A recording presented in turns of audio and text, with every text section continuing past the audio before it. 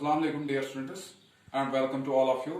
जैसे कि आप जानते हैं कि पिछले वीडियो में हमने रोवेल्ट एक्ट को कंप्लीट किया था, उसके साथ ही हमने जलियांवाला बाग को भी कंप्लीट किया था। और आज जो हमारा टॉपिक है दैट इज खिलाफत एंड नॉन कॉपरेशन मूवमेंट। सबसे पहले हमें देखना है कि ये खिलाफत है क्या। जब फर्स्ट वर्ल्ड वॉर एंड हुआ था that was ended in the year of 1918। It was ended in the year of 1918 and the dominant power was Britain.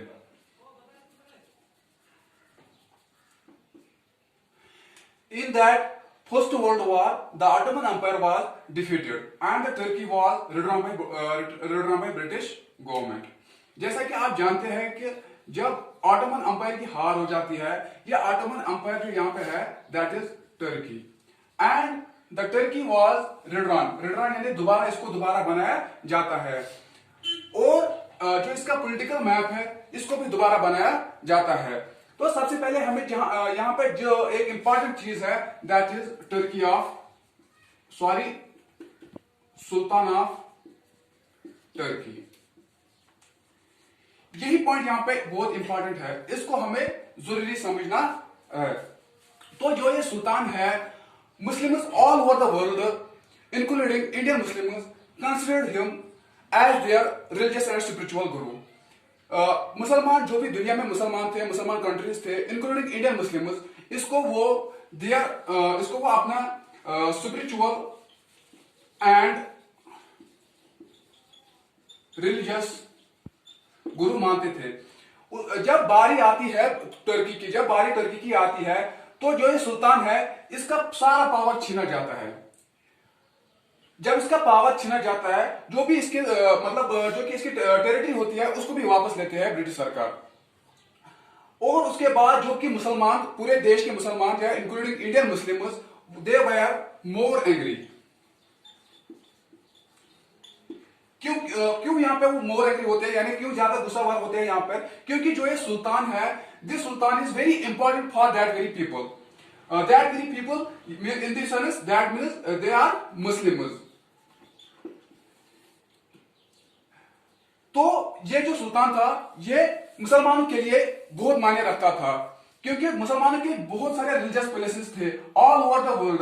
उनपे जो मुसलमानों के जो रिलीजियस प्लेसेस थे उनपे सारा कंट्रोल जिसका था that was the sultan and the Muslims called him as खलीफा। तो हम यहाँ पे बात कर रहे थे खलीफा की। जैसा कि आप जानते हैं कि ये खलीफा जो था ये it was very important for Muslim community. जब इसको पावर से हटाया गया तो दुनिया के सभी मुसलमान इंक्लूडिंग इंडियन मुस्लिम्स दे वर मोर एंग्री, क्योंकि ये इनके लिए बहुत इंपॉर्टेंट था, यानी ये इनके लिए बहुत मायने रखता था। बिकॉज ही कैन डिफेंड इस्लाम।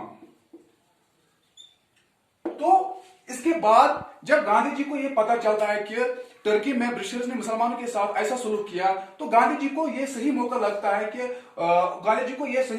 है तो वो एक प्रपोजल इंडियन नेशनल आईएनसी के सामने, यानी आईएनसी इंडियन नेशनल कांग्रेस, इसके सामने एक प्रपोजल रखता है।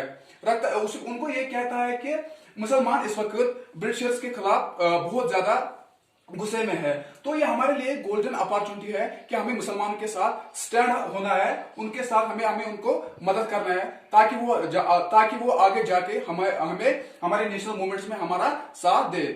जब उन्होंने उसको आईएनसी के सामने रखा तो उसके आईएनसी के जो प्रोमिनेंट लीडर्स थे उन्होंने उसको रिफ्यूज किया, स्पेशली तिलक यानी बाल गंगाधर तिलक। उन्होंने कहा कि वी शुड नॉट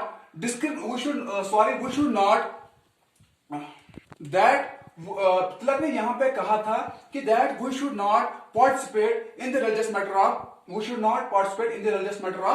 मुस्लिम्स और we should not interfere in the religious matter of Muslims.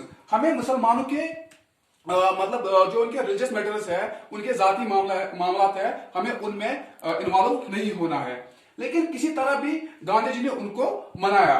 जब गांधी जी ने उनको मतलब एग्री कन्वे किया, तो उसके बाद एक कमेटी बनती है, नहीं सॉरी, उससे पहले गांधी जी मुसलमानों के लिए एक आंदोलन चलाता है जिसका नाम है खिलाफत आंदोलन। तो एक खिलाफत आंदोलन जब गांधी जी चलाता है मुसलमानों के लिए, तो उसके बाद और एक कमेटी बनती है जिसका नाम है ऑल इंडियन खिलाफत कमेटी। जब ये ऑल इंडियन खिलाफत कमेटी बनती है, इसको बनाने वाले हैं अली ब्रदर्स। ये दो भाई थे, एक का नाम था शौकत अली और दूसरे का नाम था मोहम्मद अली।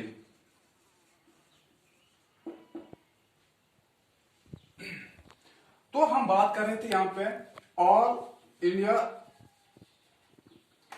खिलाफत कमेटी के बारे में। तो मैंने कहा कि इसको बनाया था अली ब्रदर्स ने। First one was Shaukat Ali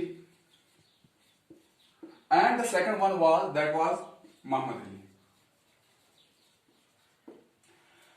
तो ये all India Khilafat committee it was made about, जो इसको बनाया गया था 1920 में। तो जब ये मतलब ऑल इंडियन खिलाफत कमेटी बनती है, उसके बाद कांग्रेस का एक इंपॉर्टेंट सेशन बुलाया जाता है जिसका नाम है कैलकाटा सेशन। एक स्पेशल सेशन होता है आईएनसी का, जिसमें जो एक खिलाफत कमेटी है इसको अप्रूवल दिया जाता है। उसके कुछ महीने बाद और एक सेशन होता है आईएनसी का, नागपुर सेशन, जिसमें इसको एंडोर्स किया जाता है, यानी आगे बढ़ाया जाता है। तो जब इसको यहां पे इस नागपुर सेशन में एंडोर्स किया जाता है, तो ये दो पॉइंट जो यहां पे है बहुत ही इंपॉर्टेंट है, तो इनको हमें जरूरी याद रखना है। उसके बाद जब ये मूवमेंट स्टार्ट होती है, जब ये कमेटी स्टार्ट होती है, तो इस कमेटी के कुछ डिमांड्स है। इसके दो डिमांड्स होते हैं। पहला जो कि आप लोगों ने मतलब जो ब्रिटिशर्स के सामने जो उन्होंने डिमांड रखती है कि उन्होंने कहा कि जो आप लोगों ने हमारे जो सुल्तान है उसको पावर मतलब छीन लिया है, पहले उसको रिटेन कर दो। दूसरी बात जो यहाँ पे रखते हैं कि जो पॉलिटिकल मैप था टर्की का, जिसको आपने दोबारा बना दिया, उसको पहले की तरह बना दो। तो ये था खिलाफत कमेटी। तो उसके बाद आता है, हमें पढ़ना है नॉन कॉपरेशन मूवमेंट। तो हमें यहां पे अब बात करनी है नॉन कॉपरेशन मूवमेंट की। जब ये नॉन कॉपरेशन मूवमेंट स्टार्ट हुई, तो लोगों के रिएक्शन क्या थी? सबसे पहले लोगों ने क्या किया?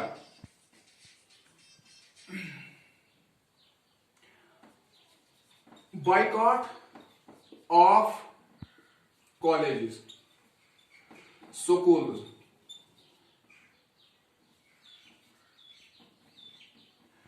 सबसे पहले क्या किया? जब इंडियन लोगों ने क्या किया सबसे पहले, जो कि यहाँ पे गवर्नमेंट कॉलेज है, गवर्नमेंट कॉलेज की मतलब गवर्नमेंट कौन थी उस वक्त? दैट वाज ब्रिटिश ने जो भी कॉलेज एस्टैब्लिश किए थे, स्कूल एस्टैब्लिश किए थे, या काउंसिल एस्टैब्लिश किए थे, उन सभी पर इंडियन लोगों ने बाइकआउट कर दिया। तो दूसरी बात हमें जो यहां पे जाननी है, that was promotion of khadi. तो ये और पॉइंट है, प्रमोशन ऑफ खादी। गांधी जी ने कहा कि हमें टोटली बाइकआउट करना है ब्रिटिशर्स गुड्स के, जो भी फॉरेन गुड्स है, यानी ब्रिटिशर्स गुड्स है, क्लोथ्स है, जो भी प्रोडक्ट फॉरेन से हमें मतलब फॉर एग्जांपल ब्रिटिश गवर्नमेंट से मिलते हैं, हमें उनको टोटली बाइकआउट करना है। और हमें प्रमोशन ऑफ खादी यहाँ पे प्रमोशन ऑफ खादी, हमारे जो अपने क्लोथ्स है उनको आप प्रमोट करना है। तो तीसरा पॉइंट जो यहां पे है, that was prohibition of alcohol. तो तीसरी बात जो यहां पे है, that is prohibition of alcohol. Alcohol को उन्हें टोटली मना किया कि हमें अब अल्कोहल जरूरत नहीं है।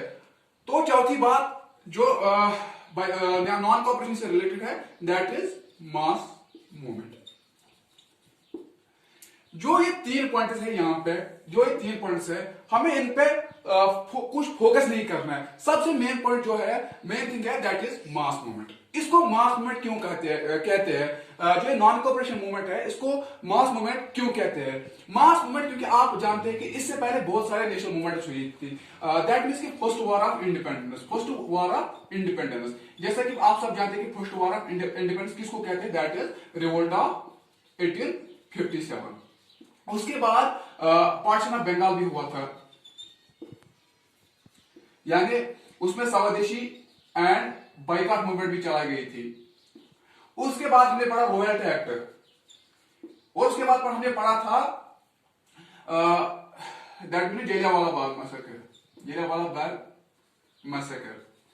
हमने जब आप लोगों ने पढ़े भी होंगे, तो आप जानते हैं कि इसमें किसी भी मूवमेंट में मुसलमानों ने कोई पार्टिसिपेशन नहीं की थी। तो इसको मास मूवमेंट इसलिए कहा जाता है क्योंकि इसमें बहुत सारे मुसलमानों ने पार्टिसिपेट किया। तो हम बात कर रहे थे कि मास मूवमेंट क्यों कहते हैं उसको, हमने इसको अच्छी तरह से डिस्कस किया। उसके बाद जब ये मूवमेंट आगे जाकर तेजी से बढ़ने लगी, तो गांधी जी को इसको रिवोक करना पड़ा। कुछ रीजन थे जिसकी वजह से गांधी जी को इसको मतलब रिवोक करना पड़ा, वापस लेना पड़ा। क्या वो रीजन था, वो हम डिस्कस करेंगे। तो हम यहाँ पे बात कर रहे थे कि गांधी जी को जो ये नॉन कॉपरेशन मूवमेंट थी, इसको रिवोक करना क्यों पड़ा, क्योंकि इसको वापस लेना पड़ा। उसके बहुत सारे रीजन थे। आप जानते हैं कि यूपी में एक डिस्ट्रिक्ट है जिसका नाम है गोरखपुर, और उसमें एक गांव भी है जिसका नाम है चौराई। उसमें एक इंसिडेंट होता है, जो वहां के लोग हैं वो प्रोटेस्ट करते हैं against the rising of food prices and sale of alcohol. तो उनकी जो बेसिक नेसेसिटीज थी, उनका जो मार्केट प्राइस था दिन ब दिन बढ़ता जा रहा था, और वहां पे जो शराब बिक रही थी उसके खिलाफ उन्होंने प्रोटेस्ट करना स्टार्ट किया। तो जब उसके मेन प्रोटेस्टर्स थे, तो वहां का जो लोकल पुलिस स्टेशन था, उन्होंने उनके ऊपर लाठीचार्ज करना शुरू किया। तो जो ये मेन प्रोटेस्टर्स थे, उन्होंने बुरी तरह से मारा और पीटा। जो वहां के लोकल लोग थे जो इसमें प्रोटेस्ट कर रहे थे, उन्होंने उस पुलिस स्टेशन को आग लगाया। कहा जाता है कि 22 पुलिसमैन वायर किलर। जब गांधी जी को इस इंसिडेंट के बारे में पता चलता है, तो वो कहता है कि हमें इसको क्या करना है, कि हमें इसको इस टाइम को रिवोक, जो ये मूवमेंट है इसको रिवोक करना पड़ेगा, क्योंकि वो नहीं चाहता था। उसका जो मेन मोटिव था, दैट वाज नॉन वायलेंस। तो जो गांधी जी का मेन मोटिव था, दैट वाज नॉन वायलेंस। जब उन्होंने इसको रिवोक किया, मतलब उन्होंने उसको वापस लेना पड़ा। उन्होंने बोला कि जब हालत अब खराब हो रही है, बहुत सारी मतलब किलिंग जो हुई कि मतलब जो इंसिडेंट हुआ था, उसके बाद जब गांधी ने इसको रिवोक किया, जब उसका मेन मकसद था दैट वाज कि मुसलमानों को जस्टिस दिलाना टर्की में। तो उन्होंने जो मतलब वहां पे जो मुसलमान थे, उन्होंने मतलब अब डेमोक्रेटिक जो गवर्नमेंट थी वहां पे, उन्होंने वो डेमोक्रेटिक गवर्नमेंट को एक्सेप्ट किया था। और जो वहां पे वो डेमोक्रेटिक मतलब that was under the leadership of Mustafa कमाल पाशा। तो यही वजह थी कि जिस वजह से गांधी जी को जो नॉन कॉपरेशन मूवमेंट थी इसको रिवोक करना पड़ा।